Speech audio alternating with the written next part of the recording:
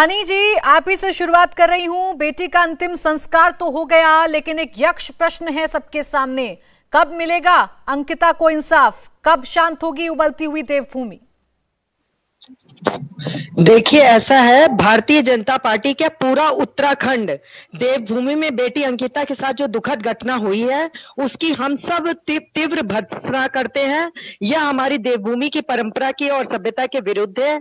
ऐसे लोगों के विरुद्ध कड़ी से कड़ी कार्रवाई होनी चाहिए और जो हम सब कर सकते हैं वो प्रयास हम सब कर रहे हैं। आगे से आगे अपनी कार्रवाई कठोर से कठोर कर रहे हैं और आने वाले समय के लिए मैं आपको विश्वास दिलाती हूँ इंडिया टीवी के माध्यम से कि एक ऐसा उदाहरण पेश होगा हमारे द्वारा और उत्तराखंड के सीएम के द्वारा कि एक ऐसा उदाहरण रहेगा कि कोई भी व्यक्ति अगर किसी महिला, किसी बेटी के साथ अगर ऐसा कुकृत्य करता है तो उसको ऐसा ही न्याय ऐसा ही उसके साथ कुकृत्य करने वाले के साथ बहुत बड़ा फांसी की सजा दी जाएगी और उसको कभी भी ऐसा कुछ भी करने के लिए हनी पाठक जी, ये आपकी जिम्मेदारी है, ये आपकी सरकार की जिम्मेदारी है कि अगर कोई घटना घट गई है तो आपको न्याय तो करना होगा और अपराधियों को सख्त से सख्त सजा दिलवानी होगी।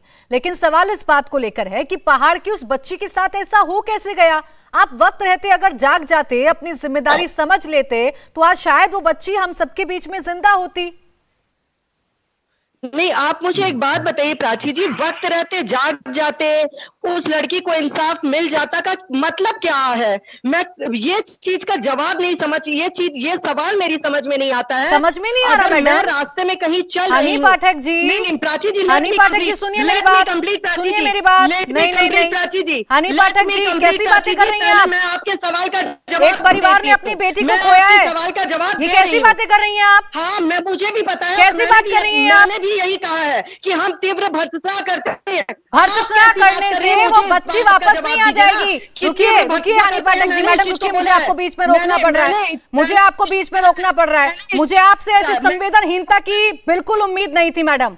बीजेपी की प्रवक्ता होने से पहले आप एक महिला हैं। मैंने इस चीज को बोला है, तीव्र भर्त्सना करती हूँ, मैंने बोला। अरे निंदा कर देने से, आकर बैठकर दुख व्यक्त कर देने से आप दिला देंगी क्या बेटी वापस?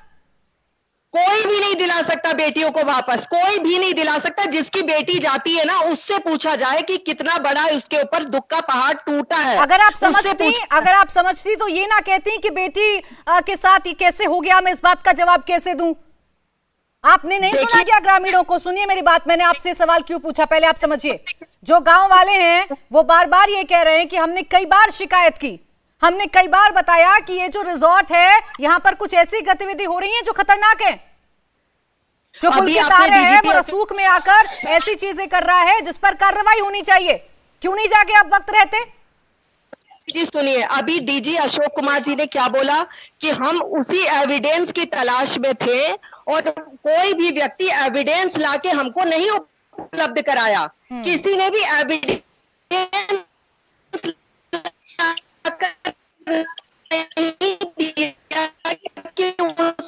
चलिए हनी पाठक जी, आपकी आवाज बीच में सर मैम ब्रेक हो गई है, लेकिन ये बड़ी ही संवेदनहीनता है। मुझे बहुत मैम दुख हो रहा है आपसे बात करके। आपकी तरफ से ऐसा बयान आएगा, मैंने इस बात की उम्मीद बिल्कुल नहीं की थी, बिल्कुल नहीं की थी मैम मैंने।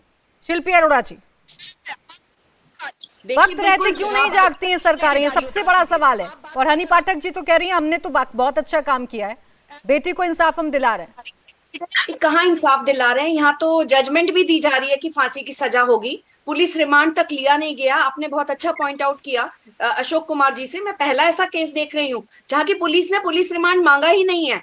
जिन नेताओं की फोटोग्राफ्स मुख्यमंत्री के साथ होंगी, डीजीपी के साथ होंगी, वहां कोई एसपी, एसएसपी या जो भी इन्वेस्टिगेटिंग ऑफिसर होगा वो कितना प्रभाव अपना डाल पाएगा? कहीं ना कहीं वो इन्फ्लुएंस होगा। और यहाँ पहली घटना नहीं है। आप देखिए ये कहाँ से शुरू हुआ है। एक तरफ प्रधानमंत्री 15 अगस्त को बेटी बचाओ बेटी पढ़ाओ की बात कर रहे हैं, महिला सुरक्षा की बात कर रहे हैं। दूसरी तरफ बिल्किस बानो केस में वहां जो सजा याफ्ता लोग हैं, जो रेप के, जिन्होंने एक प्रेग्नेंट 7 महीने की प्रेग्नेंट महिला के साथ उन्होंने रेप किया, उसको आपने रिलीज कर दिया, उनको हार पहनाए जा रहे हैं, उनको लड्डू करे जा रहे हैं। और यहाँ मैं एक बात और बताना चाहूंगी कि महेश नेगी, जिनके ऊपर एक महिला ने आरोप लगाया कि मेरी बेटी भी उनसे है, डीएनए के लिए धक्के खा रही है। उत्तराखंड का ही केस है, विधायक है वो आज भी। आज भी, और कहीं ना कहीं पुष्कर धामी सरकार उसको बचाने का काम कर रही है। वो महिला हाईकोर्ट का ऑर्डर लेके घूम रही है कि प्लीज मेरा इनका डीएनए करा दीजिए, महेश नेगी जो कि विधायक हैं। उत्तराखंड में ही घटना है कि भाजपा के जो कार्यालय सचिव थे, उनकी खुद की जो सेक्रेटरी थी, टाइपिस्ट थी, उसने उनके ऊपर इल्जाम लगाए थे। तो कहीं ना कहीं मैं ये नहीं कह रही कि हर भाजपाई रेपिस्ट है, लेकिन हर रेपिस्ट के पीछे कहीं ना कहीं भाजपा का संरक्षण है, भाजपा की सपोर्ट है। राजनीतिकरण करना बंद कर देंगे ना जिस दिन हम, शिल्पी जी, और सब अपनी अपनी जिम्मेदारी अपनी अपनी जगह पर समझ लेंगे। तो मुझे हनी पाठक जी रुकिए मैम, रुकिए रुकिए मैं आ रही हूँ आपके पास। एक सेकंड लूंगी अंकिता, प्राची जी, सॉरी फॉर इंटरप्ट, बस मुझे 1 मिनट चाहिए। शिल्पी जी, आप कल भी मुझसे यही सवाल जी हिंदुस्तान पे पूछी थी महेश नेगी जी का। जरा प्राची जी आप इनको ये बताइएगा कि उनका, महेश नेगी जी का, कल भी मैंने आपको यही जवाब दिया था शिल्पी जी, कि उनका मैटर कोर्ट में चल रहा है, आप कोर्ट में जाकर बात करिए। और दूसरी बात बता रही हैं, ऑर्डर हो चुका है, उस महिला के पक्ष में ऑर्डर हो चुका है, आप गलत सूचना दे रही हैं। ऑर्डर हनी पाठक जी और शिल्पी अरोड़ा जी, मुझे लगता है चर्चा बेटियों को इंसाफ दिलाने के लिए कर रहे हैं, एक दूसरे पर आरोप प्रत्यारोप करके मैडम कोई किसी को इंसाफ नहीं दिला पाएगा। अगर ऐसा हो पाता तो इस देश में ऐसी घटनाएं ना होती। मैं, शिल्पी अरोड़ा, हनी पाठक बैठकर यहाँ पर चर्चा नहीं कर रहे होते। आप एक एक करके बात करिए मैडम, बड़ा संवेदनशील मुद्दा है, ऐसे में चर्चा नहीं कर पाऊंगी। बहुत सारे सवाल हैं जो उत्तराखंड की जनता पूछ रही है, उन सवालों के जवाब आपको देने हैं, ना कि यहाँ बैठकर आरोप प्रत्यारोप करने। इंडिया टीवी हर वक्त हर जगह डाउनलोड करने के लिए सर्च करें India TV news Google play store या ऐप स्टोर पर।